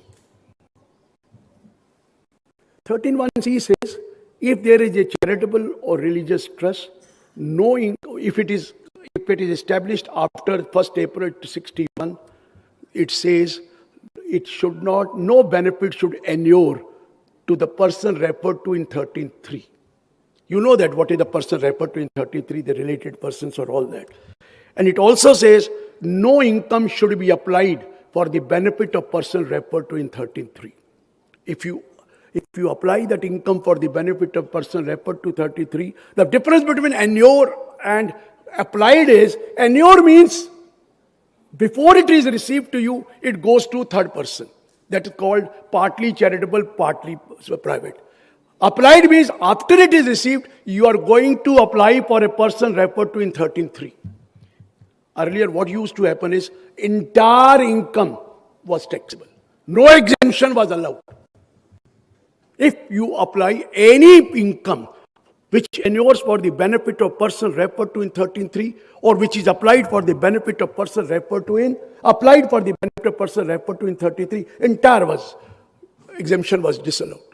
Now, only such part of income which inures for the benefit of referred to person 13(3), or which is applied for the benefit of person referred to in 13(3), only that part of income shall become taxable. Only that part of income shall become taxable. That the other income will remain as exempt. Very good relief, I am telling you. Earlier, 1 rupee or 10 rupees or 100 rupees, 200 rupees, you apply for the benefit of person referred to in 13(3). They used to say, let it is for the benefit of person referred to 33. We are not going to give you any exemption. I got a call about 3-4 days back only from some chartered accountant saying, sir, we applied certain income for the person referred to in 13(3) because that person happened to be the principal of the college, or that person happened to be the teacher of the college, and we were giving salary to them. They said this is for the benefit of person referred to 13(3). Definitely it is. But wait, we have 13(2) also, which says that if it is done at arm's length, at market value, then it is not for the benefit of a person referred to in 13(3). He said, I can allow you 50%. I said, chalo, ho gaya. Kehta, no, sir. They said, because you have applied for the benefit of 33, 13(1) says entire income will be taxable. And gross receipt amounting to 40 crore was taxable in his case. He said, what should I do? I said, it is the law. But now the law has changed. Only that part of income, which has been applied for the benefit of person referred to in 13(3), only that part of income will be taxable, and there is section 115 BBI which will be taxable at the rate of 30%. New section added. But let me tell you a very important point. One section has been inserted which people have not noted. That section is penalty section 271 AAE. And it says that where you have applied the income for the benefit of person referred to 13(3), or you have not kept the money under 11(5), 13(1)(d), I'll tell you. In that case, the person shall be liable for a penalty of 100% of the amount if it is first time mistake, and 200% if the mistake is committed again. Are you noticing a point? What kind of a law they are bringing? Even one benefit given to a certain person, referred to in 13(3), you will be liable for a penalty of 100% of the amount given to him, or 200% the amount if it is second time or subsequent teacher.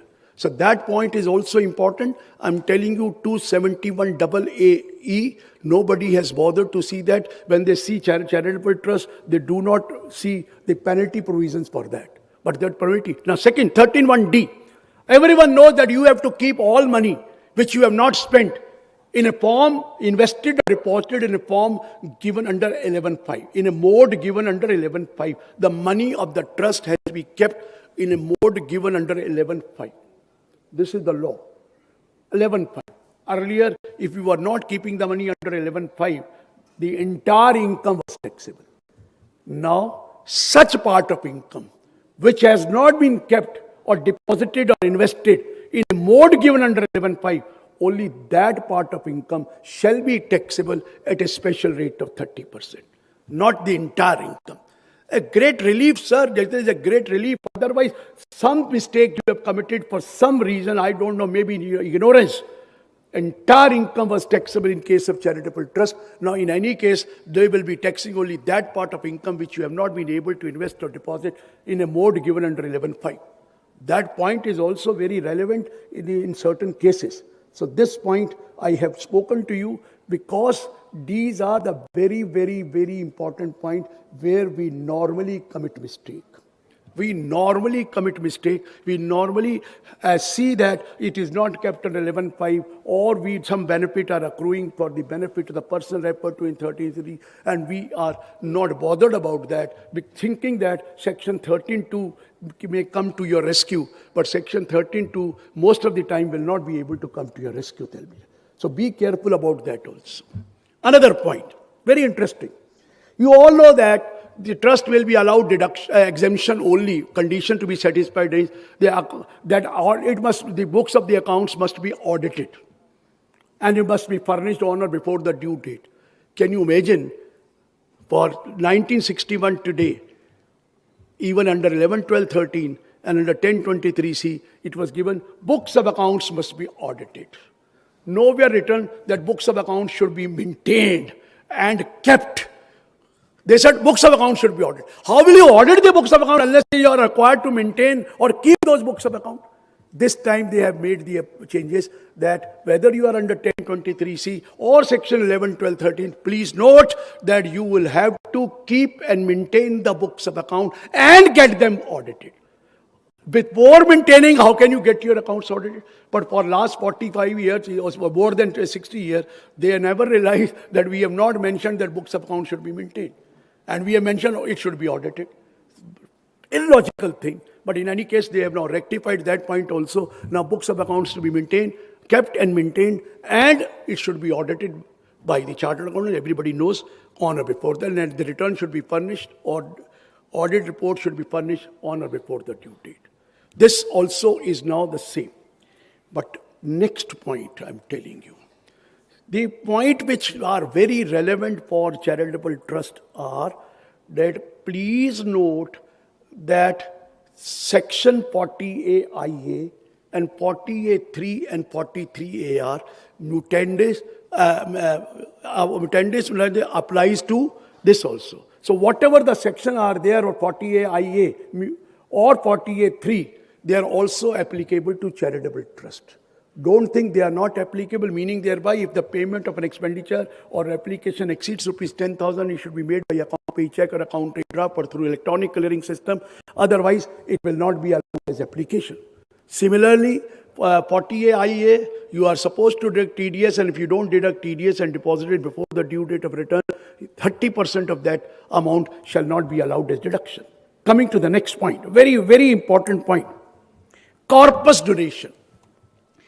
Let me tell you, earlier, in the case of section 11, there was section 11(1)D, that their voluntary contribution with a specific direction that it will form part of the corpus of the trust shall be fully exempt.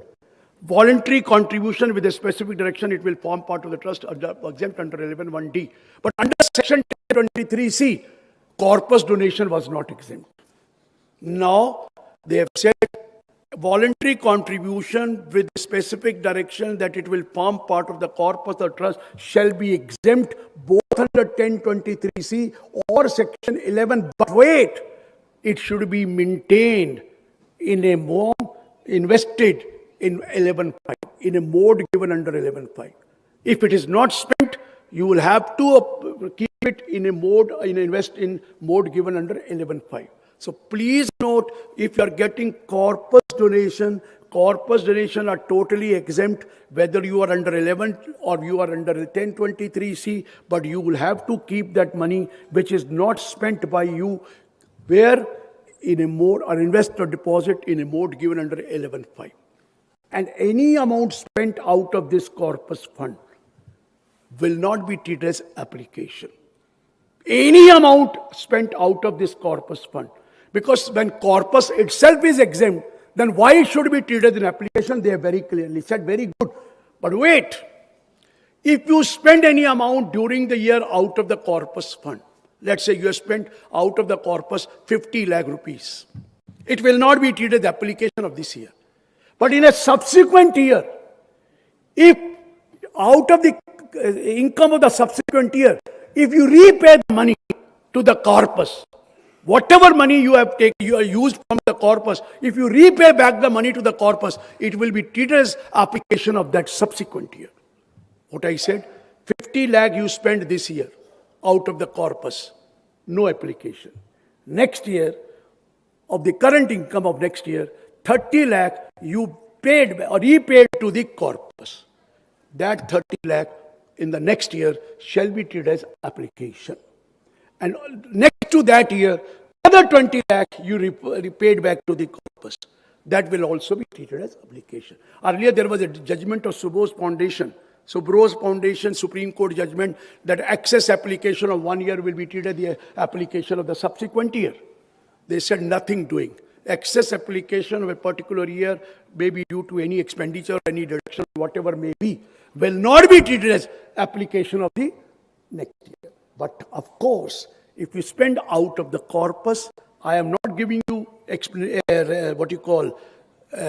application of the current year, but in subsequent year, if out of the subsequent year you pay back to the corpus, we will treat as application of that particular years, although you spent in the earlier year. This is a very important point, sir, which is the corpus donation. Let me tell you, people are not aware, can be of two types. One is called a specific corpus. The another is called general corpus. Nowhere it is written. What is specific corpus? That you have been given with a direction that it will be used for the construction of school, for the construction of building, for the construction of this purpose, or for this purpose, for the purchase of computers, or for this purpose. That is specific corpus. You have to use that money only for that purpose. One is called general corpus.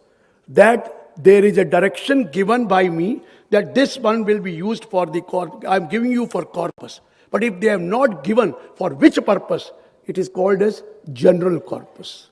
General corpus can be used for any purpose. But you all know that money used out of the corpus will not be treated as application. But that is general corpus. One is specific, both are corpus. Coming to now, there used to be a fight between me and the many chartered accountants saying that, sir, I have taken it, I wanted to construct a building. I had funds 2 crore. I have borrowed 3 crore the bank. 3 plus 2 crore, 5 crore I invested in the purchase of building. How much is my application? And they used to say my application is 5 crore. I said 5 crore is not an application. 5 crore is an asset created. Application is not 5 crore. He said, I have spent 5 crore. Accountancies, I have spent 5 crore. I said, loan which you have taken is not an income. Loan is not an income. They were not agreeing. Now it is there in the law. Loan or borrowing will not be treated as income of the previous year in which loan is taken. So what will be my application? Only 2 crore. Whatever funds I had, 3 crore I had taken a loan. It is not an application. Accounts you may show anything. This side you show 5 crore, this side you show a loan or bank balance has gone down. That is accountancy. For application purposes, you have only applied 2 crore. What about this 3 crore? Nothing. Whenever you refund this loan or you also pay interest on this loan, that year it will be treated as application. Repayment of loan is an application. Loan when you take it, it is not an application. So my application is only 2 crore in the building. When I repay loan and I also give interest, that will be taken as the application of the year in which the loan is repaid or interest is paid. So that point is also now settled, very clearly mentioned. Loan is not an income, so the loan will not be treated as the income of the year. Whenever loan is repaid or interest is paid, you will apply this as application and not before that day. So those points I'm telling you, many things have become clear. Earlier I used to say every time, there are two topics in income tax nobody knows. One is Hindu undivided family, the other is charitable trust. No one knew anything. हमें फिर भी कुछ आता था, उन्हें कुछ नहीं आता था. But now, let me tell you, with these 23 proviso to section 23C, and with lot of explanation given along with the proviso, and of course, पढ़ेगा कौन ये तो मुश्किल है, तो मुझे मालूम है, and of course, section 11, 12, 13, a great relief has been given to you that you can now understand what kind of a law is there in the case of charitable or religious trust. I have been telling all the time, be careful about these sections. Be careful about this section that after April 61, you cannot have a charitable purpose partly for religious purposes or partly for charitable purposes. Gone are the days. You could do it partly charitable or partly charitable religious or partly charitable private only prior to that. Now I have seen people are taking ATG certificate for religious trust. Not allowed. ATG is only for charitable trust.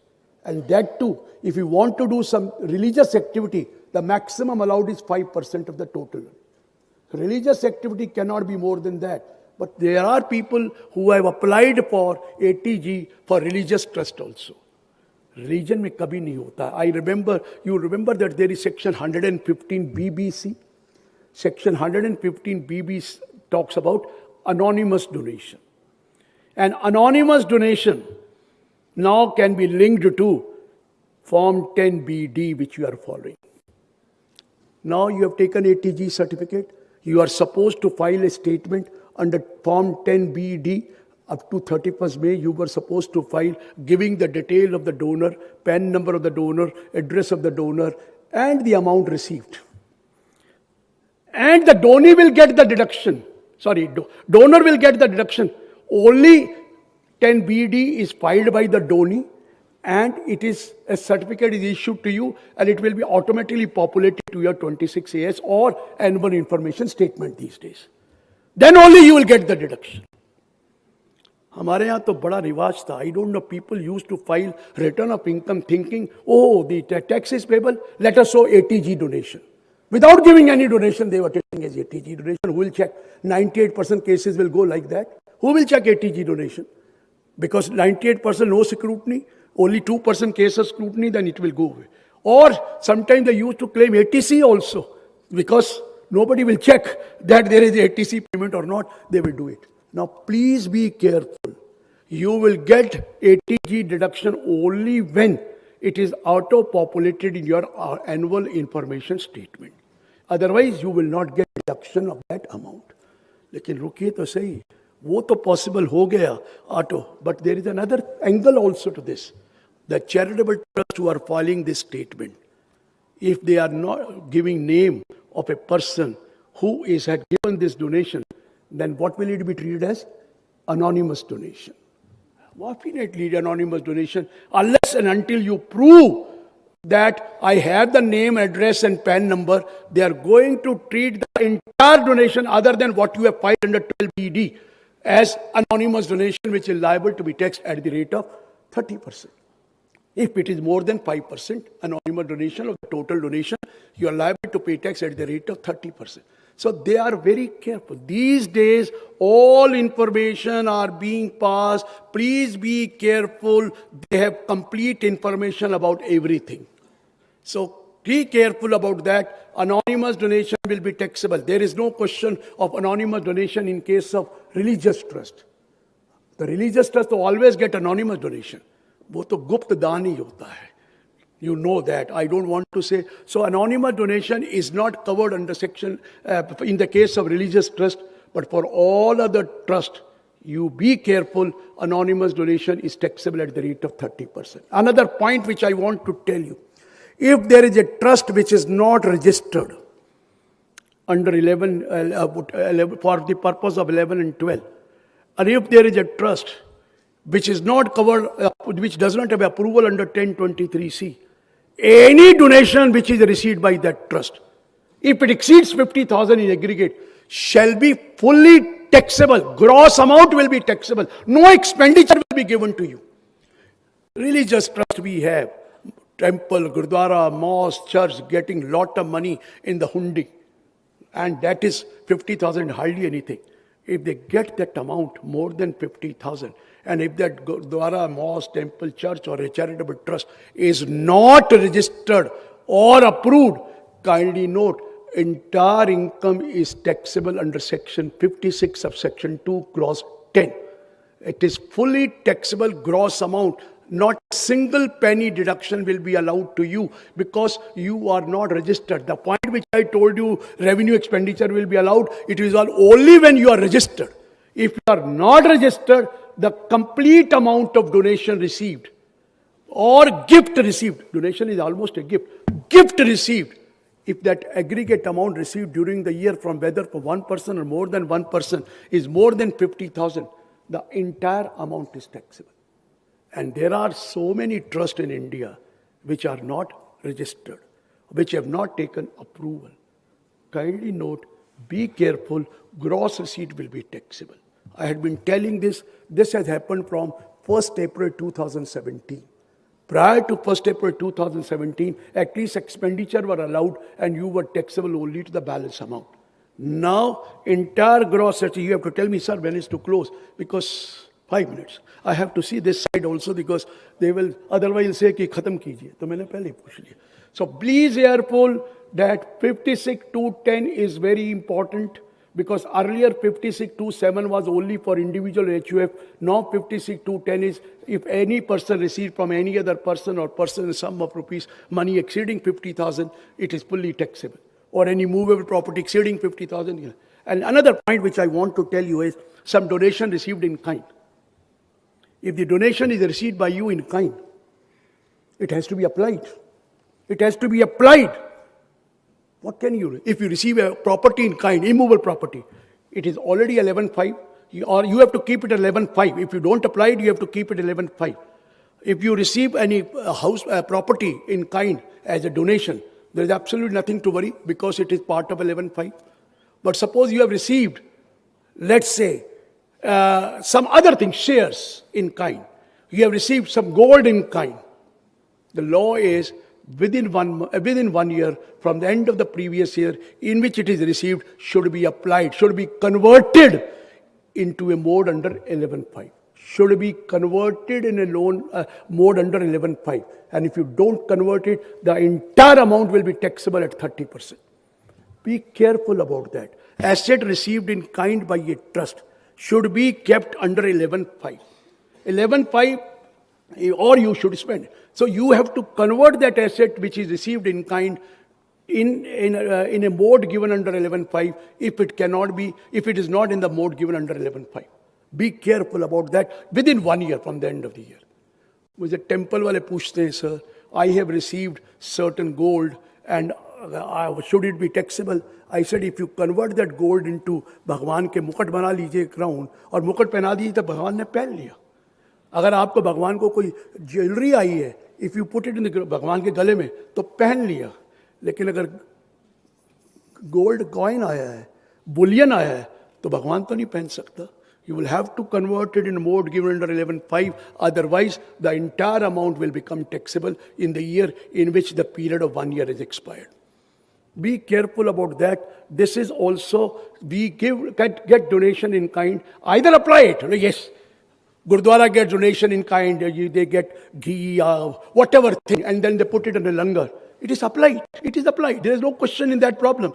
Received and applied, provided they are approved, registered. But if you receive and don't apply, it is kept in kind. See to it that it is converted in a mode given under 11.5 within 1 year from the end of the relevant assessment year. There are many other points, but he wants me to close that. Another point, अच्छा जब तक आ नहीं जाए तब तक करते रहो, आगे चलिए। Okay. I'm telling you, please note that these days you have to choose between 11, 12 and 1023C. This position is only when you are what you call educational institution or a medical institution. There the problem will arise whether should you go under 1023C or you should go under 1112C. All other charitable institutions told you relief to the poor, medical relief. Medical though it can come in both yoga or preservation of environment, watershed, forest, wildlife, preservation of monument places of historic interest, or advancement of any other object of general public utility can only go to section 11, 12, 13. They have no chance to go under section 1023C. So they have to go under 11, 12, 13. In your case, it is better now. If you are only in the case of 1023C, there is a single object. The single object is education, or maximum object is medical institutions. Whereas 11, 12, 13C, you can have any number of objects, including whatever charitable trust, religious, or you can have any number of objects. So be careful. It is always better to go for section 10, 11, 12, 13 as compared to section 1023C. But if your total gross receipt do not exceed 5 crore, very easily you can go to section 1023C, 3IAD or 3IAE, because your income will be totally exempt. The only condition there is that you have to file a return of income, and nothing else is the condition. No audit, no 85%, no 15%. Simply you have to file a return of income. So up to 5 crore, you can remain, if you are educational institution or medical institution, you can remain in 1023C. The moment you cross 5 crore, you are choice to go for 1023C, VI or VIA, or you can go to 11, 12, 13. You will have to make an application for registration under Form 10A or approval under 10A. You know that, and you have already done that exercise of filing the Form 10A, which was postponed for some period. Now you have already filed Form 10A. Those who have not filed Form 10A for renewal, please note, their renewal will not be there. Now it will be fresh registration, which we get for 3 years, provisional registration. Somebody asked me, sir, new registration you have to apply 1 month before the before the previous year, before the commencement of the previous year. How can we know that you have to file a return 1 month before? How can we know? We are going to start a trust sometimes in October or sometime in December. How can we file return how can we file Form 10 in February? Who told you to file a form in the 10B? You know, first previous year can be less than 12 months. So first previous year will be from the date of commencement to the 31st March. So if you are starting in November, you can file 1 month before that. Why you are filing in month of March or February? Because first previous year can always be less than 12 months. So don't think that you are going to start somewhere in January and you have to file last year February, that you have to file a Form 10A to get a provisional registration. This is absolutely wrong. First previous year can be less than 12 months. So commencement of the previous year will be the date you are established. 1 month before that, you can file Form 10A to get a provisional registration. There are mistakes which are being committed by people, that how do we know? So first previous year can be less than 12 months. Avinash is watching me, what kind of a thing I am telling. I am telling the correct things. PAN number you have to apply, sir. Wait a minute. वही पूछा मैंने कहा उसने कुछ ना कुछ react किया है. You should apply and furnish the PAN number later on. You can do it. What I am trying to explain is, your application has to be given 1 month before. Commencement is later, establishment is later. You can commence your activity little later, establish, take a PAN. PAN तो आजकल जब 1 minute में मिल जाता है. Within 1 week you can get a PAN, give some paper and you get a PAN. Take a PAN and apply for that. Clear? Because I know something was happening and he was talking to his friend. ये गलत बता रहे हैं. ऐसा नहीं. So other, how will you do it at the first level also if you have to apply in February? The same thing is that. So coming to that, sir, anything? Can we close? Sir, thank you very much for the patient hearing, sir. Thank you.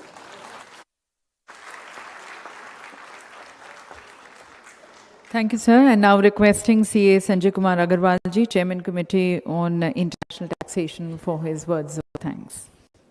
Thank you. Honorable guest speaker, Dr. C.A. Girish Ahuja ji, my mentor. Chief guest has already arrived. President of the Institute, just taking a walk and seeing whether everything is fine or not. My council colleague on the dais, Raj Chawla ji, of the dais, Hansraj Chugh ji, Rajkumar Adukia ji, Pramod Jain Saab, former council member, Pramod Vinod Jain ji, Sanjay Vasudeva ji, galaxy of the past chairman of the regional council. One thing I will say in vote of thanks, that the matching of timing of Dr. Girish Ahuja, nobody can do it. So we have one round of applause for it. If you have 20 minutes, he will finish that topic in 20 minutes. If you have 5 hours, he will finish in 5 hours.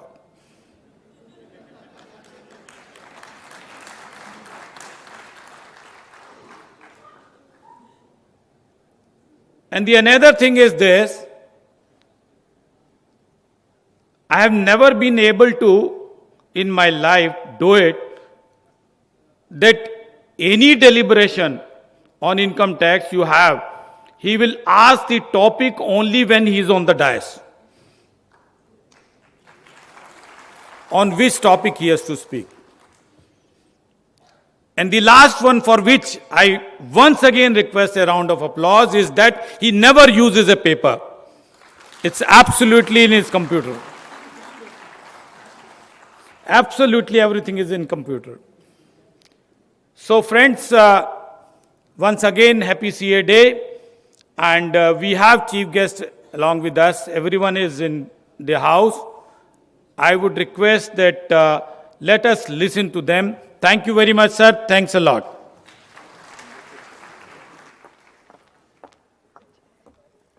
So thank you once again to our esteemed speaker. Thank you, sir, for sharing with us the immense wealth of knowledge which you have, sharing with us this August gathering. Thank you.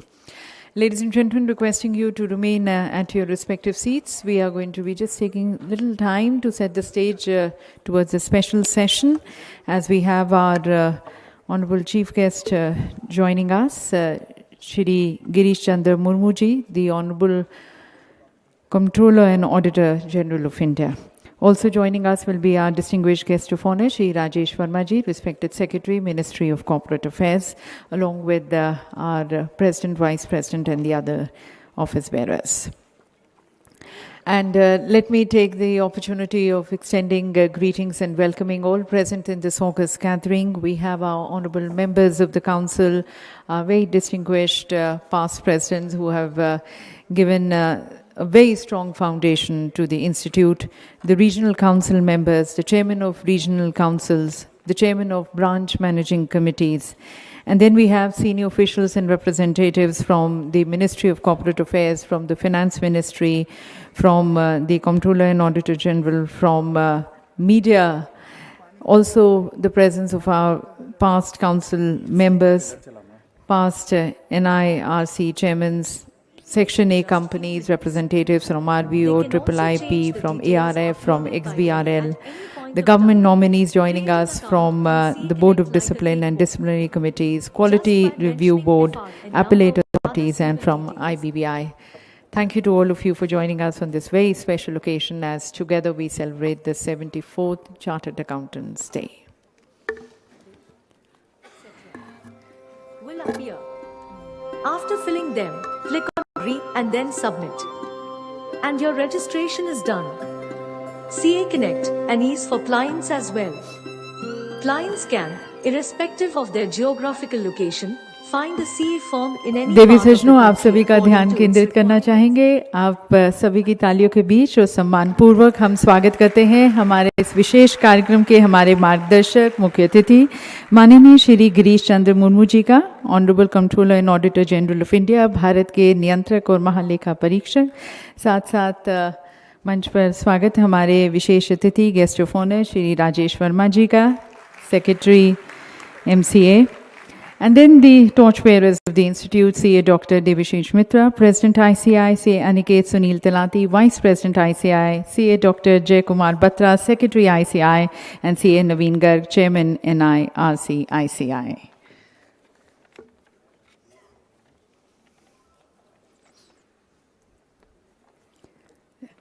और इस सभागार में उपस्थित आप सभी का भी हार्दिक स्वागत, अभिनंदन और सभी को 74वें चार्टर्ड अकाउंटेंट्स दिवस की हार्दिक शुभकामनाएं। And ladies and gentlemen, as you know, this day we celebrate to commemorate the establishment of one of the oldest professional bodies in the country, which was established in 1949, just 2 years after our independence, and today it is the second largest accounting and auditing body in the country, and also at the same time it is our national accounting body. And today, ladies and gentlemen, as we celebrate, it is also an occasion to draw inspirations from the past, draw inspirations and learnings from our achievements, accomplishments which we have been able to make in this exemplary journey of 74 years, and then plan a more promising and a better future for the Institute and for the country at large. And as we take this forward, we are really thankful to our chief guest joining us and leading these celebrations today. So I would like to request the Honorable President ICI, CA Dr. Devashish Mitra ji, as well as the Vice President ICI, CA Aniket Sunil Talati ji, to kindly jointly welcome and extend our greetings to our chief guest.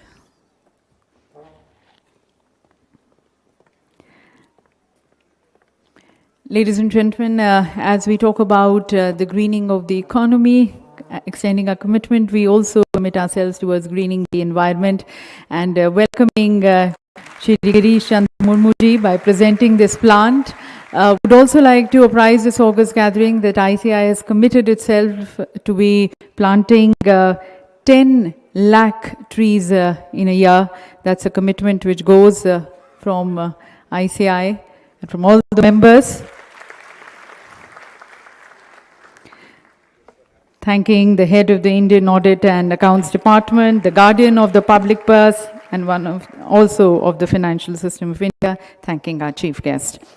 Our also extreme thanks and a hearty welcome to our distinguished guest of honor, Shri Rajesh Verma ji, Secretary MCA, for being a part of the celebrations, these happy moments and proud moment for every member of the Institute joining us on this special day.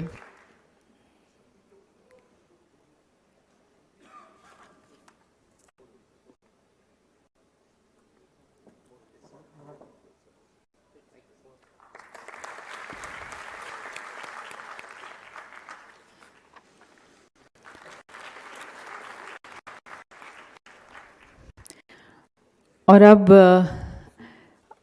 सभी की शुभकामनाओं के साथ और सभी के लिए मंगल कामनाओं के साथ हम आज के इस विशेष दिवस का मंगलमय शुभारंभ करते हैं, ज्ञान और ज्योति के प्रतीक इस दीप को प्रज्वलित कर। और मैं हमारे आज के मुख्य अतिथि माननीय श्री गिरीश चंद्र मुर्मू जी से निवेदन करना चाहूँगी कि वह दीप प्रज्वलित कर आज के हमारे इस दिवस का मंगलमय शुभारंभ करें। साथ साथ हमारे विशेष अतिथि, उनसे भी निवेदन है और मंचासीन सभी से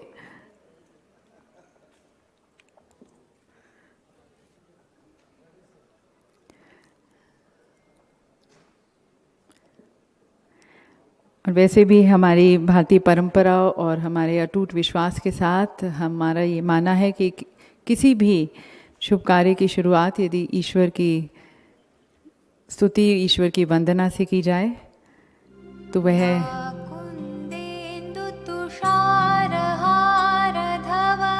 हमारी राह प्रशस्त करेगा दीप प्रज्वलित कर और माँ सरस्वती की स्तुति वंदना के साथ हम अपने इस दिवस का 74वें चार्टर्ड अकाउंटेंट्स दिवस का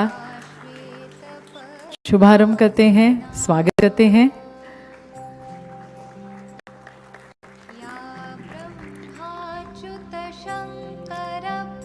साथ साथ हमारा मोटो song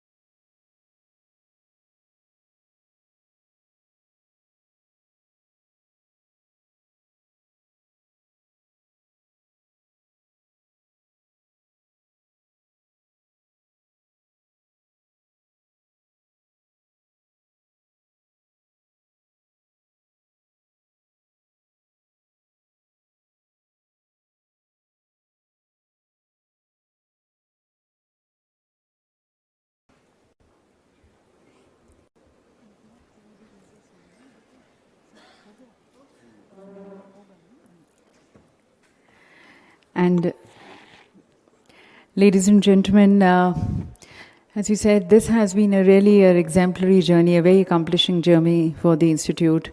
And the very values and ethos and philosophy on which this Institute was established is enshrined in its motto song. So let us further commit ourselves to the philosophy, to the ethos of it, and may I request you all to please rise for the motto song of ICI.